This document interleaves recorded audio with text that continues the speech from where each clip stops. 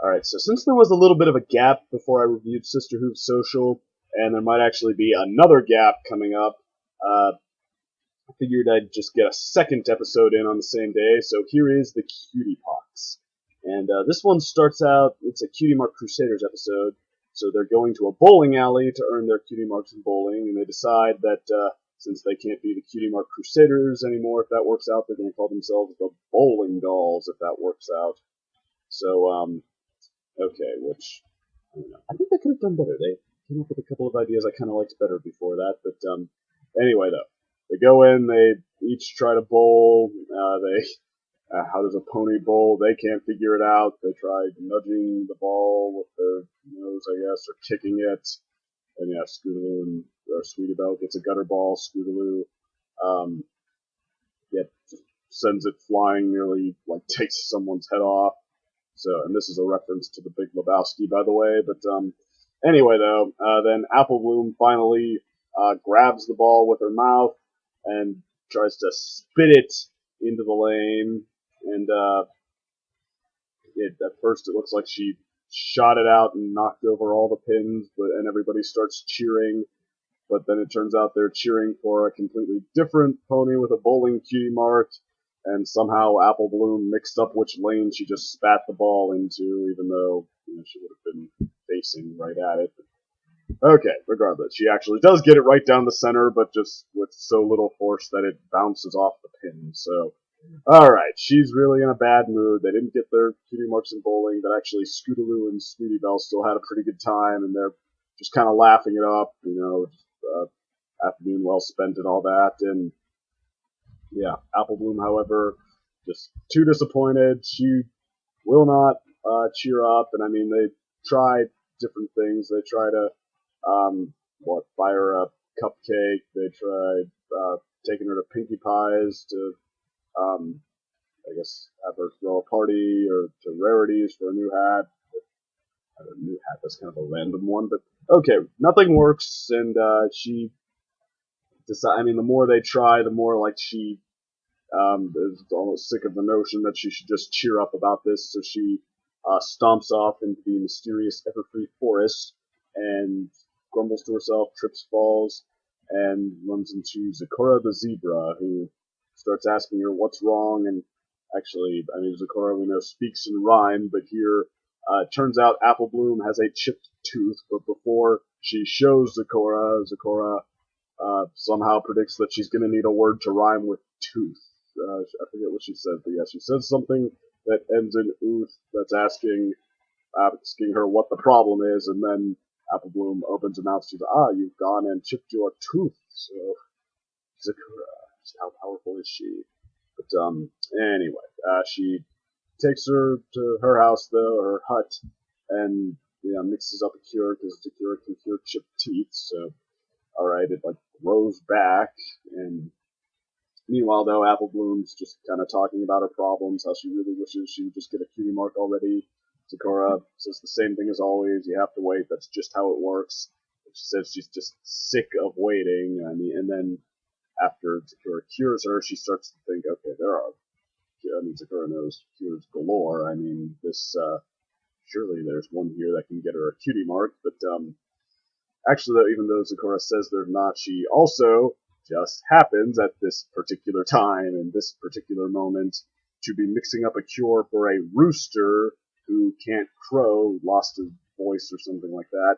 So she needs to use an ingredient called Heart's Desire, which guess what that does. But okay, so she's mixing this up, and then she just happens to run out of the last ingredient she needs. So she walks out to get it, leaving Apple Bloom alone with the Heart's Desire, and guess where this is going. So, okay, and they don't even show it happening. They just kind of give you a visual cue, because at least they know that that's all you need. It doesn't take much to fill in the blanks here, what Apple Bloom is going to do. So, okay, the next day she goes back to school, and she has a cutie mark. She steps in, she has a silver hoop for a cutie mark, and it turns out that her talent is not hula hooping, but loop-de-hooping. She needs to do it with a ring made with a hoop made out of a barrel ring that I guess she said Applejack made for her just like a makeshift hula hoop toy, and now hula hooping with that is her talent. So at first, the other bullies from before, they jump right in, just said like, "Oh, that's lame. You just spin a hoop on your waist." But okay, then she shows that okay, no, she didn't buy the cheap. She didn't get the cheap heart's desire. This stuff really works. She's able to what now? Uh, take it up from her waist onto her neck with like the stuff that in the real world would be hard, and then she starts doing stuff that's impossible. She shoots it up over a flagpole, and does it spin down, and then is able to just like perfectly lift it back up, send it back off, jump through it in midair, and catch it. And okay, so she has her share of tricks here, and they're so good that the teacher even like comes in and says, "Oh, now you have to please come into the playground and teach us all how to loop-de-hoop." So, okay, and then Apple Bloom, I mean, she just gets to really show off here, that she gets to make this her day. Yeah, just showing everyone what she's got, like talking down to the bullies. "I'll keep trying, and maybe someday you'll get half as good as me," and encouraging her friends, even though they're not much better at it. Just, yeah, I'm sure you'll be able to do all these tricks, and they keep thinking of more hoop tricks. Spins it on her tail, balances on it, jumps through it, and then for the big finale, she defies physics. She spins it around on her tail until it's able to pick her up off the ground like a helicopter. But then a second Cutie Mark appears right in the middle of that one. And so the bullies, of course, because they don't want Apple Bloom to have her moment, they're quick to call foul. But okay, the teacher said, well, maybe she just has two talents. I mean, I guess that's not impossible. And yes, since the new Cutie Mark is spinning plates on a stick, which, I mean, yeah, she starts out, she only gets like street corner tricks for talents, but just wait. But okay, in the meantime, though, yeah, she gets plates on a stick, so they bring her a couple of those, just toss them at her, and they both land on her nose, and she's able to hold them perfectly in place, spinning plates while hula hooping. So, okay, it turns out it works. The other two Crusaders there jumping for joy, actually, like, oh, we've got the most special friend ever. And so Apple Bloom then leads them through town for a real show. And I mean, this episode is just big on visuals here. I mean, they really went all out with the tricks. I mean, because, well, get to that at the end, but okay, yeah, just like balancing one plate, one stick and plate on top of another stick and plate, sending through the hoop.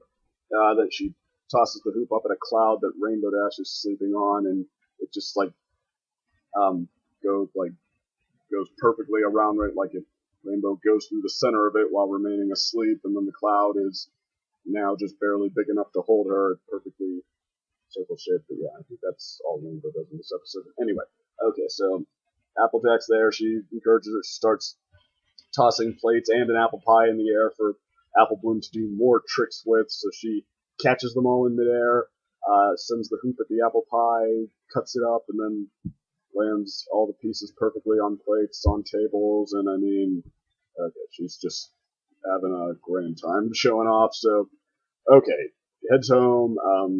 Yeah, her family's really congratulating her. Like, okay, now our little Apple Bloom has finally blossomed. Okay, so anyway, she's tired, heads to bed, but then, middle of the night, Applejack hears something coming down the hall.